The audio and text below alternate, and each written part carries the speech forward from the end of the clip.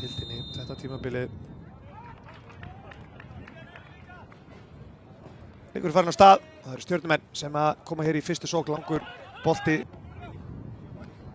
Ætla að spila hérna á Keflvíkingum og flottus bolti hérna inn fyrir á Þorláki Brega, finnur Dag Inga, Dagur Ingi með bolta fyrir Teir og Stefán Ljúbisic í flottu færi. Stjörnumenn eiga hér Jón Árni, stendur yfir boltanum. Kemur hérna með háan og Teir, flottu bolti, Guðmundur Baldvin skallar hérna niður og Örvar Eggertsson nær ekki að komast í hann þarna. Bolti hérna fyrir Tegin og skot! Og Birnir Snær í baráttunni, þeir ná ekki að koma boltanum inn fyrir línuna. Spurning með rángsnekka. Hvað gerir hann? Breki. Tilbaka. Davíð með sendingunum á Tegin. Flýtur hann inn á Tegin. Þannig Finns skallar þetta frá Ásgeir tilbaka á Marín. Marín Brigic hérna yfir á Þorlákur.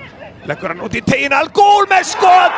Og fyrsta mark leiksins er komið hér á 45. mínútu og það er króatíski palestínumaðurinn Mohamed Al-Ghul sem er að skora hér fyrir Keflvíkinga eftir flotta sendingu og gott uppspil hjá Keflvíkingum. Þorláki Breki læði þetta upp, sjáum hérna fyrirgjöfin frá Marín Brigic, alla leið yfir á Þorlák Breka.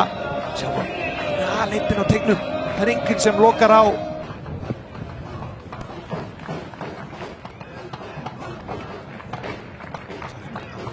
Markmennur og Andri Rúnar Bjarnason er að jafna metin eftir frábæra hornspyrnu frá Jóhann Árna Gunnarsssyni.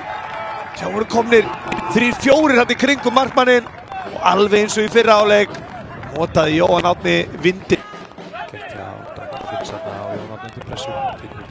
Þetta sendinguna á Bjarkan 5-4. Hvað gerir Bjarkan þegar velja réttu sendinguna? Finnur Andra Rúnaren. Aðeins og först sendingar var alls ekki slæm hugmynd hjá Bjarka Haugsyni. Marín. Róten hérna ber boltan vel upp og setur hann inn á Stefán Ljúbisic. Er hann rángstæður? Nei! Flaggiði niðri? Nei! Það kemur svo upp á endanum. Það færi frá Hannesson. Mættur til að taka þessa árin af Tegin. Áttisnær kílið í burtu. Halid Al-Ghul reynir að snúa hann inn á fjárstöngina og þeir ná að koma snertinguninn stór og stæðilega.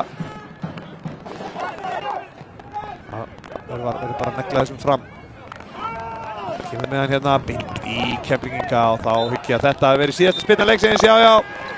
Gunnar Freyr flauta hér til leiksloka.